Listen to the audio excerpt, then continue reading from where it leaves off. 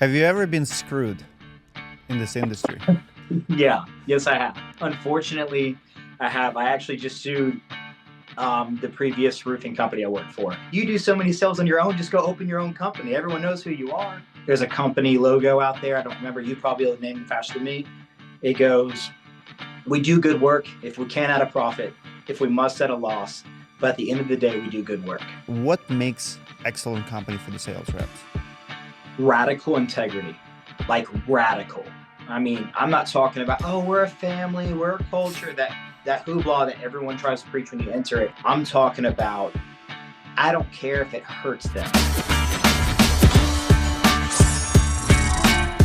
Jacob, my first question to you is, are you happy with the company you're working for right now?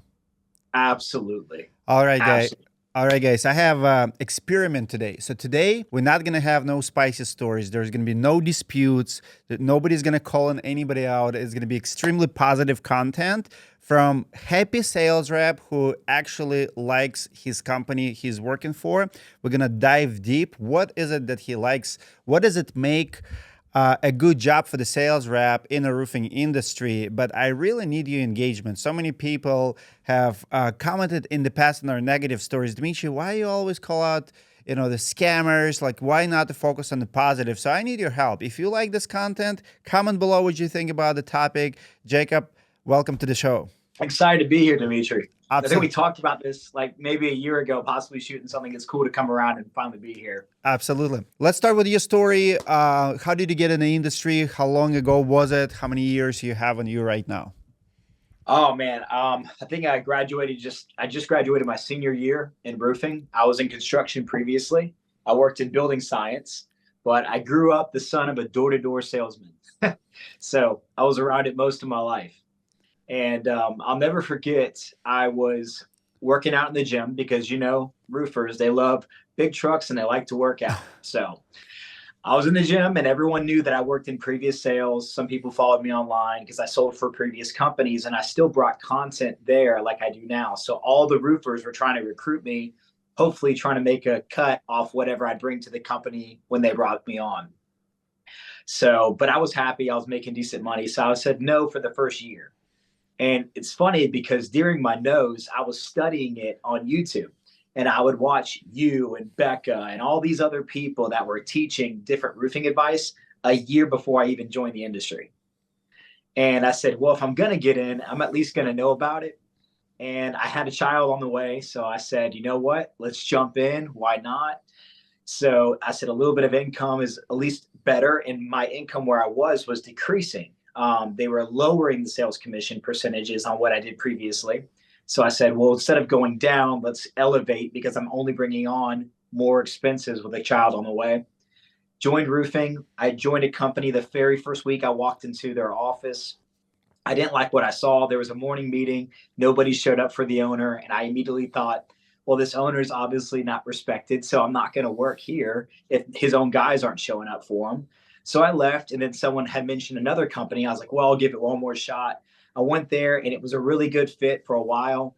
And then I ended up finding myself at Fraser. Love it. Um, Knowing what you know now, would you say there are more good companies out there or bad companies out there as far as to work for and culture wise and stuff like that? What do you see? Because you see the complaints, you see good, bad, and ugly. What kind of competition you have in? Honestly, honestly, Dimitri, I would say things look good that aren't as good as you think they are. And I would Hmm, lean on the side of there's probably less good than there is good, hmm, unfortunately. And that's not fun to unfortunately. say. I would say there's probably a small percentage of it's really good. It looks good at first, it tastes good for a year. Then you start seeing signs of things and you realize what things actually are. Wow, that's deep actually, and I would 100% agree with it. What's your best year as far as income, take home money, up to date? What was your best year ever? Is it this year or something before? I probably would say this year, and I have multiple streams, different. I get different income. Let's say just under Fraser alone. Like I said, I do sales for multiple different businesses, but with Fraser alone, I built. We count builds. We don't count contracts and sales. If it's not built, it doesn't matter. So I built right at 3.1 million this year in residential Mm. sales. Total contracts somewhere between that and four. Um, I would guesstimate. Dimitri, I don't even look at my paychecks honestly. I would, I'd say well over five. Love it.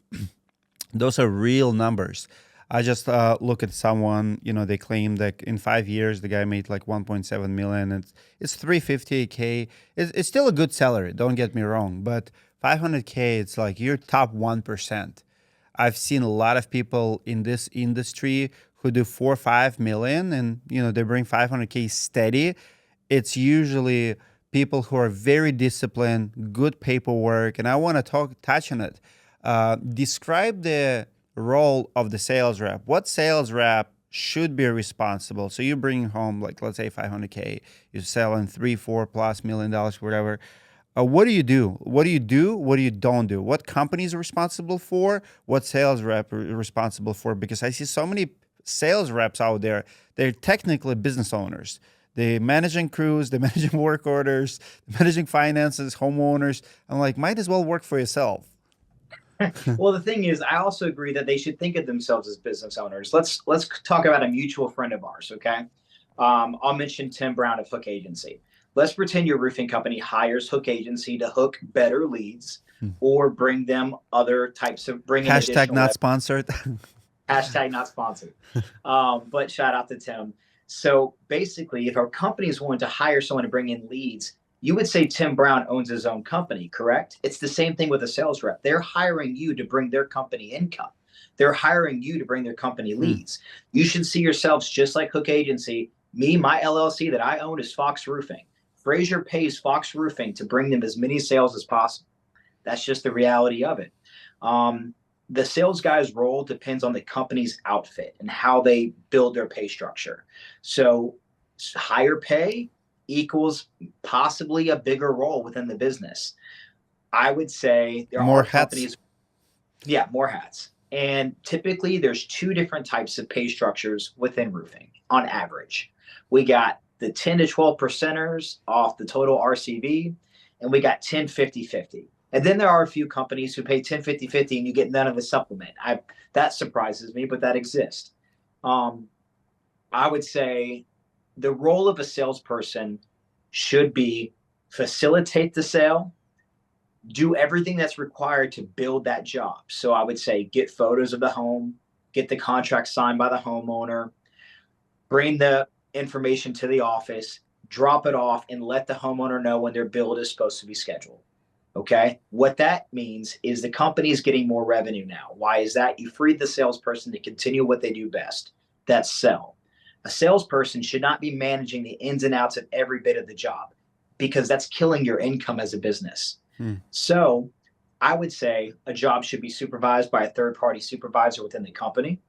I would say that building should be your support, I would say what we call our project managing team within our office. So we have Jessica who builds every single job, make sure everything is on point to start that job. But the sales guy should only be focused on getting that next sale. So once you sign the contract and you bring the company exactly what they need, which is measurements, if you ordered a hover in front of the house or the office ordered an eagle view, you brought the proper pictures, you signed the proper contract, and you met the adjuster or you sold it retail, your job is to close and then let the homeowner know when it's being built and move to the next one. The company should be responsible for a walk around the property with the homeowner post job.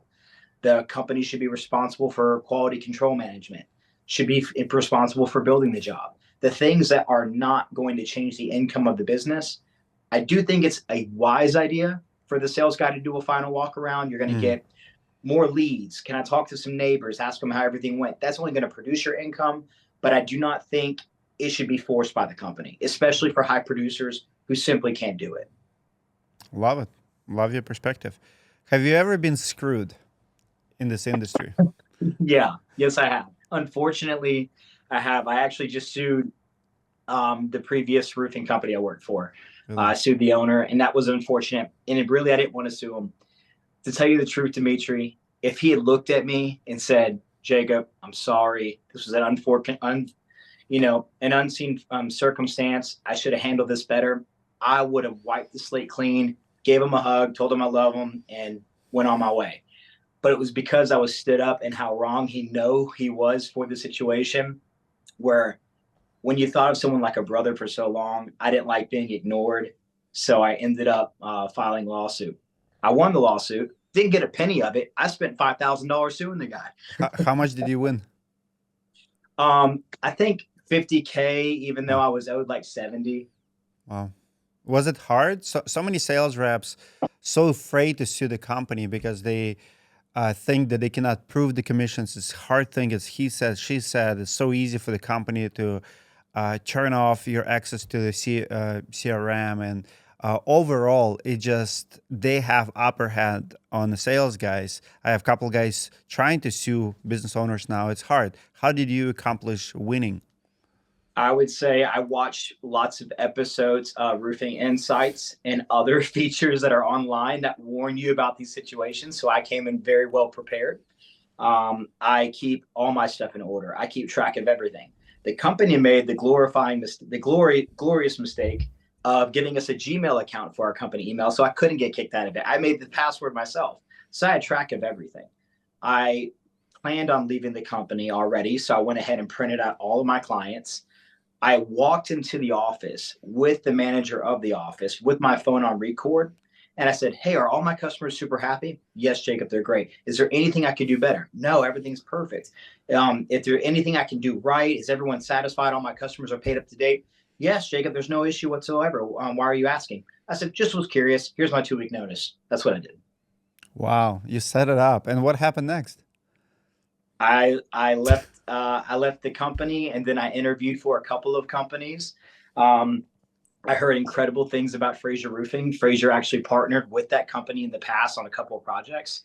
And the owners and everyone that I knew had nothing negative to say, only positive feedback about the culture, the environment. And everyone was, Dom is who he says he is. There's no fakeness about it. He's an absolute incredible human. 4 years with him, I couldn't say that's an understatement of how incredible of a person that he is. That whole team's incredible. So I called Dom. I said, "Hey, man, what would you do if you were in this situation?" And it was something that was kind of iffy in my perspective that was going on with the business. And he goes, "That situation wouldn't happen here. What do you mean?" And I said, "That's all I needed to hear." I said, "Can I come work for you?" His response is, "Why do you want to work for me?" He goes, "You do so many sales on your own. Just go open your own company. Everyone knows who you are." And I looked at him and I said, "Honestly, Dom, I don't want to be the author of my life right now. I feel like I'm in a season where I'm dedicating that to God." And he said, "That's all I needed to hear. I'm happy to have you. Can you come in for an interview?" And that was his response. Why wouldn't you work for yourself? Honestly, I have so many clients, Dimitri. I would have to turn away a huge amount of some to be able to offset the cost to build them all. literally get about 10 calls for roofs a day. It's an insane amount of calls I get. Wow. I pass off probably 1 million sales a year to other sales guys. There's just too much for one individual to handle. And I think that I may have if I was going to jump ship, I may have did it when I got too big. And I don't mean that in an arrogant sense. I mean that as in I would have to turn down a lot of business, a whole lot of business. But if you open your own shop, wouldn't you think you would be able to scale, delegate, hire people, like give it to your sales guys? Why do you have to give it Yeah, away? yes, I could. And I found other ways to create revenue to make up for that. And so I do sell for a lot of, like I said, I sell for about 3 different businesses. I do, whether it's tree service, major GC projects, some commercial projects, as well as mainly residential roofing is what Fraser focuses on. And building that revenue, what I call mailbox money. I'll come home and there's a random check from another company of something of that nature, that's there for a job that I've done for them, and they give me the pleasure and the freedom to do that. Dom's like, "I don't own you. You're 1099. Go make as much money as you want." He goes, "I can't control what you do. If anything, I'm just going to cheer you on." He goes, "I want to see you fly." Every time I call him once a month, he'll say, "I'm just waiting for you to say that you're opening up shop." He goes, "Let me know. I'll help you build it, whatever you want to do." He's very supportive of it. That's awesome. He actually almost encourages it. Wow. This is awesome. It's a sign of great leader right there. Oh, he's incredible. I'll tell you something crazy, Dimitri. He has never once called me about a roof in 4 years of working with him, N- ever. He Really? only called me to say, "Hey man, how's your family? Anything I can pray for you about? What can I do for you? Can I take something off your back? What do you need from me today?" Wow, very cool. Um, how many hours do you work per day? All of them. All of what's it what so I know you work out every day. How many hours you work out per week, per day, whatever? What's your routine? What's your everyday like how many hours per week, per day, workout, work-life balance? Give me your weekly schedule. Man, the work-life balance is a struggle. I try to make it work. It's tough, and maybe because I beat myself up on it quite a bit. Even though other people feel like I do it well, inside I'm always thinking I could do something better. That's just the mind of an entrepreneur, I guess. You can always do better. I try to work out 2 hours a day. I like to do 40 minutes of cardio, about an hour and 20 minutes in the gym.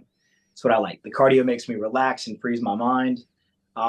Work, I'm probably just my to and from work is 3 hours, Dimitri, just my commute. Um, that's an hour and a What half there. yeah, Back. that's Atlanta for you. Where exactly are you? So I lived in Atlanta, but I share a child with my ex-wife, and so she moved out into the boondocks. So even though I built my entire business and lived in Atlanta all my life, to get 50% or as close to it as possible, I had to move out to the boondocks. And so all of my work and my clientele is still in Atlanta, and that's where all my calls come from. Hmm. So I still make that commute pretty much every single day. So that's an hour and a half to the city, an hour and a half back on top of the workflow throughout. So I did a calculation. That's 50 days out of the year I spend just on the commute. But I'd say I average about 10 hours. Okay, That's that's including the commute. So I spend a lot of times on my builds, calls, Acculinks, building platform, sales, probably about 4 or 5 inspections a day. well, that's a lot. Can you name few favorite tools? What makes your life easier? What do you use every day? Whether it's company cam, CRM, where do you spend the most like screen time or digital or physical tools? Honestly, my favorite tool, which will bring you a lot of income, is something called a leaf blower. Leaf blower. All right. So the leaf blower idea is, hey, we live in a city where there's a lot of trees in the city of Atlanta. So these Mhm. roofs are covered. So I do something out of kindness that I believe in, just blowing off someone's roof if there's a lot of leaves on it, stuck in the valleys, things of that nature. A small, courteous act of kindness that you don't charge somebody for makes those people want to brag about you to their friends and family. Hey, Love it. man, I appreciate that. And that word of mouth brings me a lot of business because I may not come across, not every roof I get on is going to be a sale. A lot of my stuff, I would say I'm probably 60% retail, 40% insurance. So a lot of times I'm getting a call for like a branch that landed on a roof or something like that. I think 1 million of my sales this year will be repairs alone. I like Wow. your repair king guy that you bring on because I think repairs are everything. And I think I've built Mhm. my business off that. So the leaf blower blowing off leaves out of the valley, or if they get stuck behind a turtleback vent, So things cool. like that that create leaks. I think that's a great tool to use to help build up your income. Company Cam is absolutely incredible. I stand by it. I have my own login for it, keeps track of everything, and it gives the homeowner that wow factor when you send them a link. They like the detail of it. It makes you stand out compared to all the other contractors. Those are two really good ones. And always carry a tool belt. Even if you don't know what you're doing, it makes you look like you know what you're doing. Love it. What's your favorite shoes to walk the roofs? I just wear Cougar Paws. If Cougar not, I'm Paws. wearing a regular pair of sneakers. If it's like anything up to 8, I can run that in sneakers just from climbing for so long. If it's slick or an old roof, I slip on a pair of Cougar Paws. They're sitting right in front of me right now. Love it. But I never fail in the Chuck Taylors. Chuck Taylor's. Yeah, the Shoes. Converse, Okay. Converse. Yeah, those are good. Awesome. Biggest mistake you've made in this business? Who trusting someone to be as thorough as you. That's you have to put a lot of trust in that, and you got to make sure because I have to delegate a lot. That's the unfortunate part. And when I delegate, I've had a lot of homeowners go, "Man, Jacob, I've heard so much about you from all my neighbors and friends, and you sent Bob over here, and Bob was an hour and a half late, and it was dark by the time he got here, or something else went wrong, or the repair didn't go as to how it would have gone if I had done it." So picking the person who's going to assist you wisely, because it's going to come back to additional work. So you can't just pick out of panic. You have to pick out of, I guess, professionalism and what's going to be best for your client and be a reflection of you. You got to make sure you're working with people who reflect you correctly. I believe in trust. I believe in delegating. Just make sure you're picking the right person when you do it. And so I've failed at that a couple of times, delegating to something. I had to do 2 repairs today that I gave away to another sales rep that I couldn't get to. And when I went out and checked out the repair because it was leaking 6 months later, I'm like, oh, this would have never gone by with me like this. I would have replaced the decking here. I would have done this, that, and the other. So I said, I got this fully covered. I'll take care of it myself. And I paid out of pocket for it. So not only did I give the deal away, I paid to fix the deal someone else made a profit on. Love it. Can you give, what's the best business advice you received? The best business advice I've received, man, I get a lot of good business advice throughout my life. And I think it would have to come from my father, Dimitri. And I tell the story quite a bit. And I've carried it in business. And it's a story of when I think I was 16. My dad tells me, he's like, hey, man, I need you to go outside and chop up some wood. And he's in his office. And I just said, yes, sir. And I went outside and I grabbed the axe and I'm chopping it up in a pile. And my dad walks outside because I've been striking this piece of wood for like 5 times and nothing was breaking. My dad goes, give me the axe. He goes, I can hear by the way you're swinging it from the inside of the house that you're not breaking anything. He goes, I can hear it from the sound. And he grabs the axe and he throws it down one time, gives it one good swing. And the thing that I had hit 6 times magically broke into 5 pieces. And he looks at me and he hands me back the axe and he goes, Jacob, I'm 40 something years old. I've had 2 back surgeries. I'm a diabetic. You're strong. You're young. You're 16. Why do you think I was able to break this and you weren't? And I couldn't even answer him. And he looked at me. He said, you did right by saying yes, sir. He's like, but the issue was you did not want to do the work. He goes, you're great at doing the things you want to do, but you suck at doing the things you don't want to do. And what separates greatness from people who are mediocre is being great at the things you don't want to do. And I carry that in business. So when anything sucks, I want to make it suck a little bit more, a little David Goggins there for you, make it harder. And so I believe that creates a discipline that has helped me in business advice. You've got to do the hard stuff. Even if you don't want to do it right. Because you're going to go back if you don't do it right. Always do it right the first time. There's a company logo out there. I don't remember. You probably able to name it faster than me.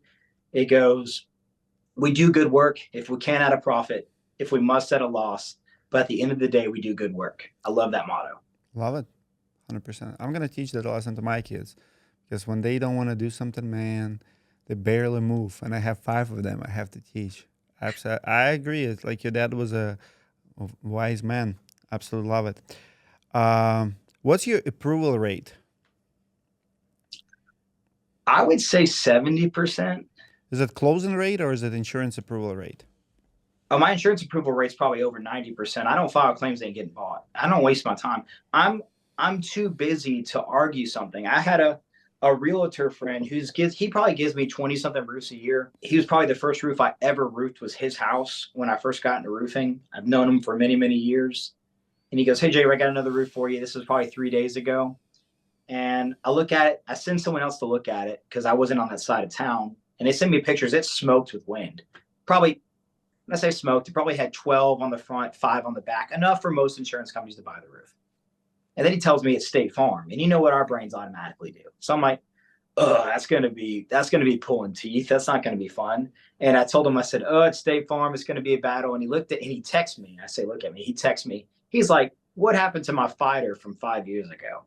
And in my mind, I kind of looked at Katie and I laughed and I was like, honestly, I don't have to fight for claims anymore. I have so many. If I don't get this one, I'm going to do 6 more. If it's worth a fight and it's going to take me 14 emails of arguing with an adjuster, I'd rather pass it off to someone who's desperate for a sale. I said, I'll just move on to the next thing. So honestly, it's I'd say the approval rate, because I pick and choose the ones that I want to make, it's probably 85% on my insurance, 85 to 90 if I'm filing a claim, because I just sell them retail if there's not enough damage on the roof. That's why I sell probably 60% retail and then 40% insurance, because I'm gonna know when I get up there if it's worth it. If I'm pushing for something sketchy, it's because the homeowner's begging me to. And I get homeowners who beg me to, and I go, you're calling this in, not me, just because I don't want the adjuster to think that I would file a claim that looked that bad or didn't look nearly up to a threshold. So I'm great at fighting claims. I'm very knowledgeable. I I love fighting claims like Johnson Act does. He's great at it. I followed those procedures for a long, long time, and they're excellent. And so my approval rate on them is good. It's pretty solid. It just takes a little bit longer on the big ones. Love it. Do you see a lot of damage out there that handmade vandalism? Uh, Oh yeah, Georgia, absolutely. We're really? we're the only state we touch that doesn't have a roofing license. That's what I tell my homeowners all the time. I'm like, do you know Georgia is the only state? Every state that touches us requires a roofing license, and we don't. Out of like 700 roofing companies in Georgia, only 17 of them have a license due to a NASCA license or something of that nature that covers them. Hmm. I was like, most of these guys aren't licensed. So I tell my homeowners, I'm like, look, don't just get their business license. Ask them if they have a roofing license if you're getting a quote from them to make sure you know they actually know what they're doing. So I see vandalism quite a bit. My particular area, though, that I have moved into over the last year and a half, I see less vandalism because roofers don't want to knock where I go just because the traffic is so bad. They don't want to drive their trucks around there. So either it's there or the people have enough money to write a check. That's been my focus. I focus on homes in areas where if it's not going to be bought, the homeowner can just write me a check. Wow. But a lot of vandalism, huh? Oh, there is quite a bit of vandalism. A lot of bullets in roofs too. People let to fire those guns off and they land in roofs. You can't, if you're a roofer in the metro Atlanta area, every 12 roofs you get on is going to have a bullet in Really? it. Yeah. S- Wow. I mean, I've seen a lot of bullets, and funny thing you say it because now I remember it was actually Georgia or like South, like somewhere. I mean, Atlanta is a very big city, very populated. I lived there Yeah. in Covington for 6 years, so I know the city really well. You lived in Covington? Yeah, for 6 years. So Okay, cool. I moved to Minnesota in 2013 from Covington, 2007 to 2013, 2006 to 2013 It's Covington. kind of where Conyers Covington lines where I started my roofing career. Really? What Yep. year? Who? 20 early January 2019, maybe. I see. Yep. Yeah, I was long gone by that time. But yeah, I love that Yeah. area. I used to take that commute for an hour. I worked for a remodeler in downtown area, Yeah. I-20 all the way every day for 2 years. It's like 45 minutes in the morning, and then over an hour later, I came back like 3 years Because ago. Wesley Chapel's a pain in the neck. It's getting worse every year too. It's getting worse every year. Yeah. It's brutal. It's brutal. Yeah. You think it'd be easy because I-20 is just a straight shot. No. And still, no matter what, Panola Road and Wesley Chapel is always stopped. Yep. No one knows why. 100%. So by the way, here's what I want to touch on. You wrote a book for your kid. Touch on it. I want to show people the book in the B-roll. So what's the story behind it? Tell me about your book. The comic book? The comic book, yes. Oh yeah, let me see. I got one right. This guy. Yes. This is actually my believe it or not, this was my rough draft back when it was black and white, Dimitri, that I have on this desk right beside me right now. Yep. So I'll tell you one of the lessons in my contractor history that made me get that book. So I remember my first boss in contracting work said, Jacob, because he sent me to BPI school. I worked in building science for a little bit. And he said, you got to talk to homeowners on a sixth grade language. They don't understand our lingo. So I held on to that and I just ran with it. And Dimitri, I never read comic books as a kid. I just didn't. My dad always had me working. Always. I grew up in a Jewish household. We made a joke today, like Dom texted me. He's like, oh man, we're going to have the mad Russian with the mad Jew. Like it was going to be a great video today. And I was like, so I've always grew up in a working home. If you didn't have a job by 13, you were kind of kicked out of the house. Like that's just the reality of how I grew up. And so, I never read comic books, but I thought, what is more sixth grade level than a comic book? So I went into a comic book store to figure out what these things should look like. And the idea popped in my head. And the reason it popped in my head is because anyone who does roofing knows that homeowners are only going to listen to about 30% of what you tell them. Okay. And this I thought would protect me from all the things that they can't say that I didn't show them. And I actually sent them a PDF just like I sent you. And it walks them through the entire step of the process. If it's an insurance claim, it shows That's genius, by the way. I think it's genius. it eliminates the, oh, they won't send me the scope and all this. And every time I hear that from a roofer, I'm like, then you're not doing your job. If you're like, if the homeowner seems confused at the end of an insurance adjuster meeting, you failed setting up the expectation. And the comic book sets the expectations. I read it with them. I color them in and give it to the kids, you know? It's something that they'll never forget you. And the thing is, no other roofer is going to do that. Also, I'm a patent it, so definitely ain't going to do it. So, but you got to protect yourself there. But you've got to stand out. No other roofer that they met at that house has given them a comic book, because they're going to go, this guy is so thorough to create this. How much more thorough is he going to be doing my project? So it eliminates the question, where's the material getting dropped? How long before it gets picked back up? When is the dumpster getting here? Because those homeowners are always surprised, because when you have roofing companies who perform really, really fast, there's hiccups in speed. You got to have speed and efficiency. Dom always says, slow is fast, whatever I believe the Navy SEALs say, smooth is slow is fast. Yeah. Dom loves to say it. Yeah. Love it. Very cool. It's crazy how many homeowners do not remember who did their roof. Like you probably ask it all the time. I ask all the time, who did your roof 5 years ago? I don't remember, some roofer. And I always tell people, if I do your roof, you will not forget me. You will not forget my story, because I want you to know where I come from. I want you to know my beginnings. I want you to remember me. Like, hey, this Russian guy, like, and something about me did my roof. Like, this is how people connect. And what's about it? Like, it's not about the sales, it's not about shingles, it's about something else. Like that comic book, it probably separates you more than anything. On top of blower and attention to details and being on time, all of those things matters, but you still have to be memorable and different. Absolutely. I support being friends with them on social media. They're going to see your post about roofing till the end of time. Yeah, so I see that. And, like even right now with the directory, we have homeowners who follow us. They've replaced the roof per our recommendation, and they still, like, we have one homeowner in Pennsylvania. I connected him with a roofer 2 or 3 years ago. He still comments on my videos. He's still, every time he has a chance to comment, like, I highly recommend Roofing Insights or directory. They recommended me a roofer 3 years ago. The guy still follows me because we made good recommendation. We saved the day. He was happy. I assisted him through the process, and he still to this day follows me. And that's incredible. That's how, that, and there's a story. I did a podcast. We ended up going for so long, it's never been aired, because I did it with Becca Switzer like 3 years ago. Okay. And she loves the podcast. She goes, we had so much good detail. She goes, I don't have the discipline to sit down and break down the edit of this video for 4 hours. It was and we talk about it all the time, because we're talked about getting snippets out of it, because it's a really good one.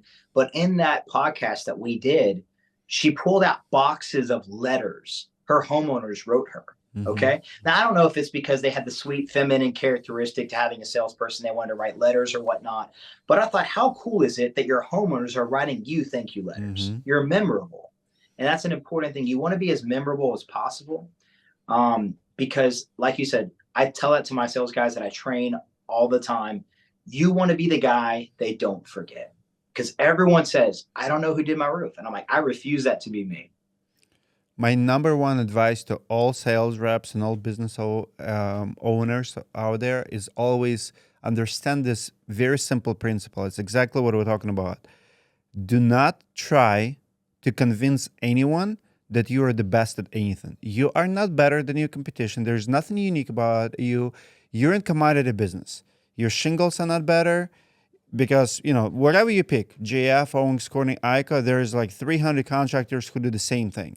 So if you're going to spend 2 hours trying to convince someone that Owens Corning is the best thing ever, well, 3 other estimates can be Owens Corning. And now what? So you are not better than anyone. You are not the best, but try to understand that being different is the best thing in business. So people already assume that you are the best. But how are you different? What do you do differently? And if you really think about it, that's how it is in everything we do. That's how we pick restaurants. That's how we pick cars.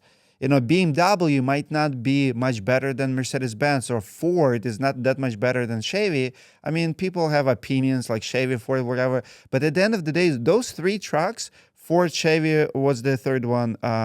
Dodge. Uh, They're very similar, but people believe there are like there's different characteristics, and wherever is the difference for you, that's how people gonna remember you. People gonna yeah, remember me. Like, people who will buy from me will not buy from you. People who will buy from you will not buy from me, because we are different. And some people buy from older people, some people buy from younger, and some people skeptical for different reasons.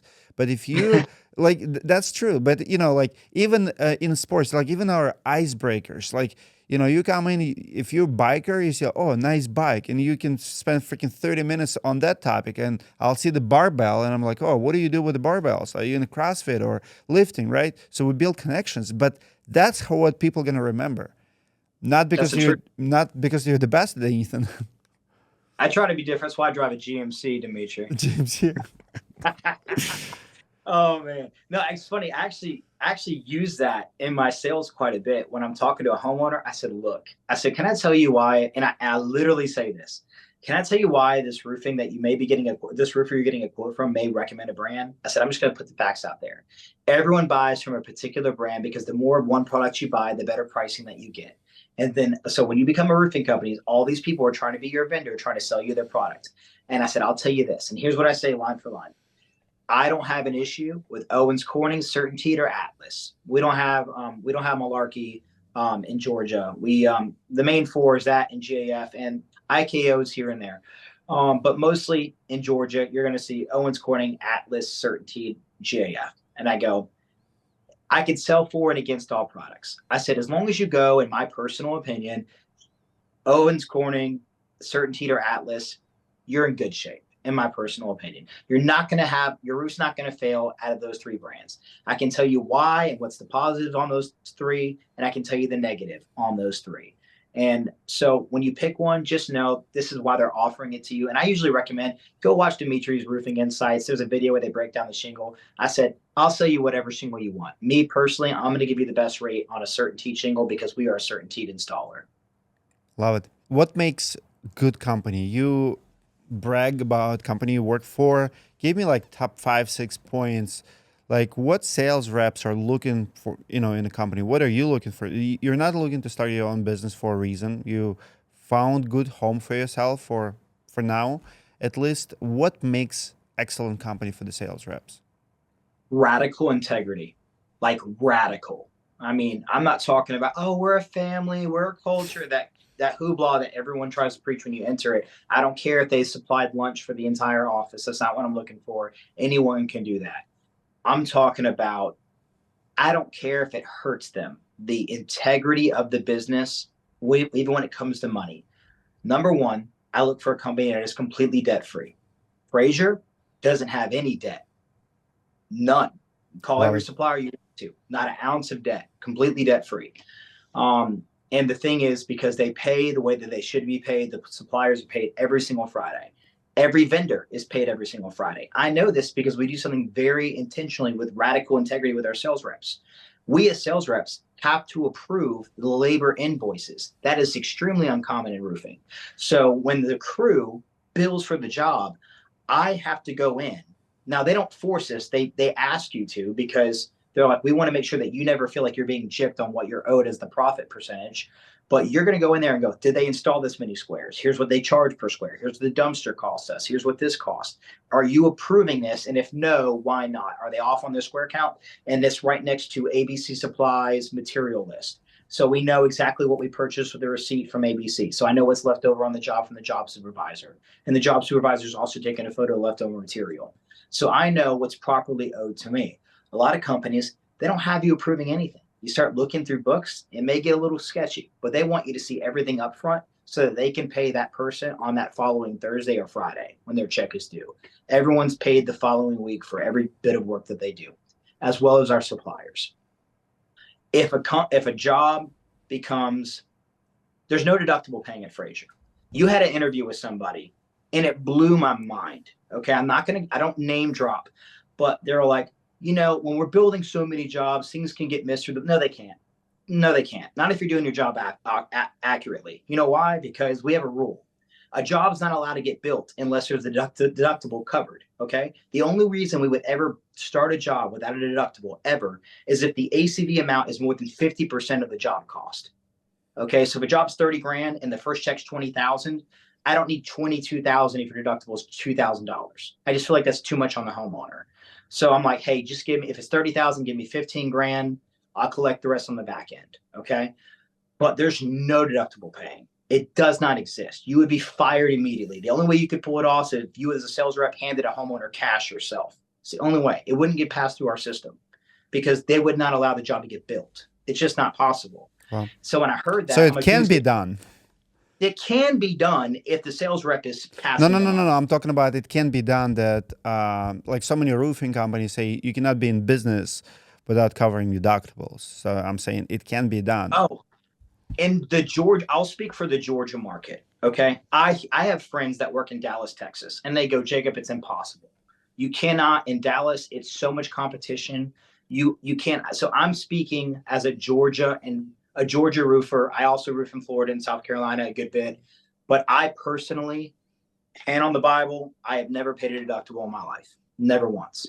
And so people go, well, you have to be a top performer to do it. I'm like, I'll outdoor knock everyone in the game. I don't mean that arrogantly. I'm saying I'll knock as hard as everyone else. I'm never paying a deductible. I'll walk away from the job. I make enough. I'll sell the neighbor. It's all good. So I think a company that holds that to the accountability is good. And I think incredible culture. So radical integrity and culture. We break down we have 5 Georgia offices, and when there's like a gathering every week where there's a bonfire, guys come together. It's building up family. It's building up prayer groups. It's building up where we can come together as men and just kind of voice what's going on in our lives and lift each other up. That's pretty incredible that we get to do that. And Dom does called his Breaking Bread tour, where he as an owner will go to every office, share dinner with them, ask, what can we do for you? That's pretty much his role, is like the father of every office within the state to make sure that everyone has what they need. That's pretty incredible too. So I think those are my top 3. Love it.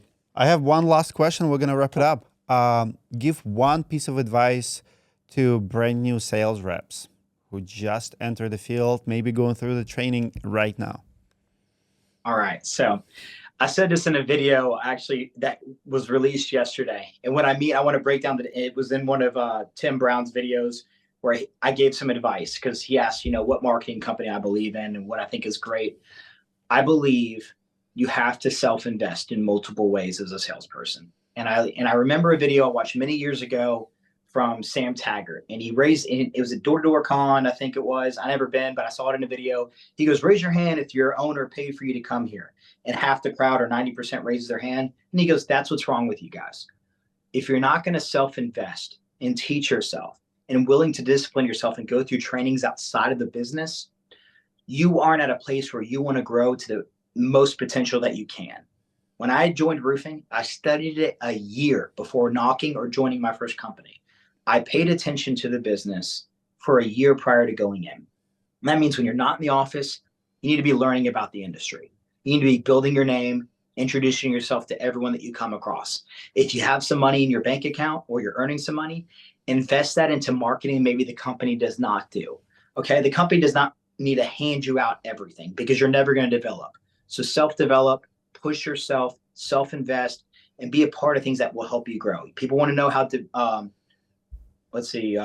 my boy, Deshaun Bryant, he went to all of his own classes on his own. He paid for his own studies. He went to his own courses, and he's built a great name and a great brand for himself after selling for so many years. And now he coaches companies all the time. Love that guy. Incredible. But he is a testimony of what self-investment can do. And I know that because I've seen him self-invest. So he's a good guy to watch as well. But be willing to spend the extra hours. And it's going to be hard to start off. And you got to sit down with your family. If you're married, sit down with your family and prepare them for this launch to a new business and go to your wife, go to your kids. Hey, this is going to take some sacrifice as a team. I'm going to have to put a little bit of extra hours here so I can get us free in a few months from now. Because it takes in this roofing industry, If you hardcore, it takes about 3 months to get that train rolling. Love it. Thank you so much, brother. For the Of entire course, man. time I watched that Christmas tree, I'm already in the Christmas mood. I love Thanksgiving. I love Christmas. I'm actually gonna set up a Christmas tree as we speak. Happy holidays to you, and thank you for being generous, man. I love your positivity online. I do notice a lot of comments, a lot of engagement.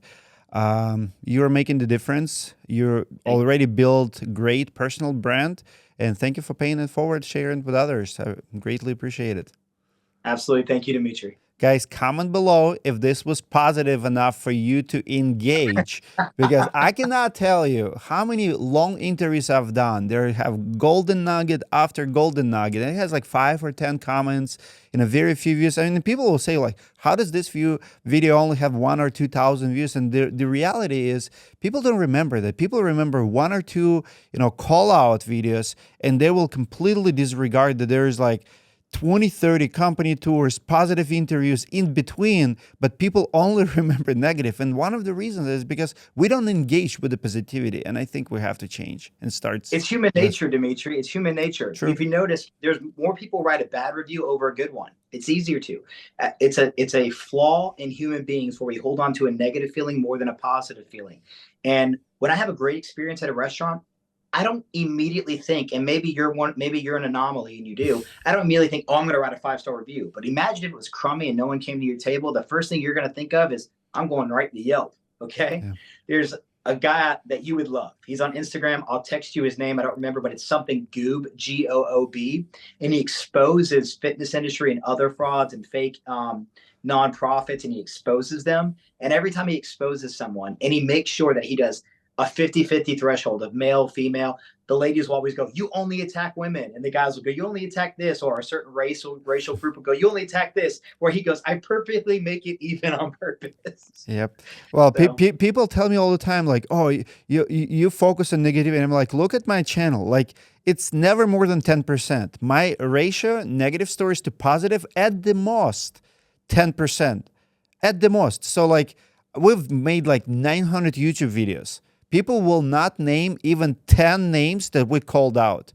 I've visited, in the last 2 years, I visited at least 100 companies. Like where I travel, like Capilla Roofing in Hawaii, like $40 million company, Apple Roofing, like all of the big players. People don't remember and don't give you credit for it. But then, you call out like Lee Hates and Dalmaticus, what's not. People like, why do you focus so much on negativity? I'm like, what do you mean so much? Every once in 6 months, I'll call out like major crook who's stealing from people, and you call it like negativity all the time. It's, people are skewed, like opinions are. On that note, Dimitri, I'm gonna make you pull a Conor McGregor, okay? Name the round. Name the round? Name the round. Name the round. I can't do it, I don't talk, I do not talk my strategy. Are you gonna be at the fight? Oh yeah, I got a table. I'm there. You get it, okay. Are you putting money on it? I'll put money down. Absolutely. So you name the round. It's easier for you than how many rounds are y'all fighting? How many rounds? 3 rounds, 2 minutes each. Oh man. The beginning of the second round. The beginning of the second round. Who's gonna win? Dimitri, honestly, I've heard rumors. I know a lot of people in this industry. I believe you got it. You believe it? Okay. I believe you got it. All right. I appreciate the faith, brother. Thank you so much for the support. Guys, comment below what you think about the episode. I'll see you in the next one.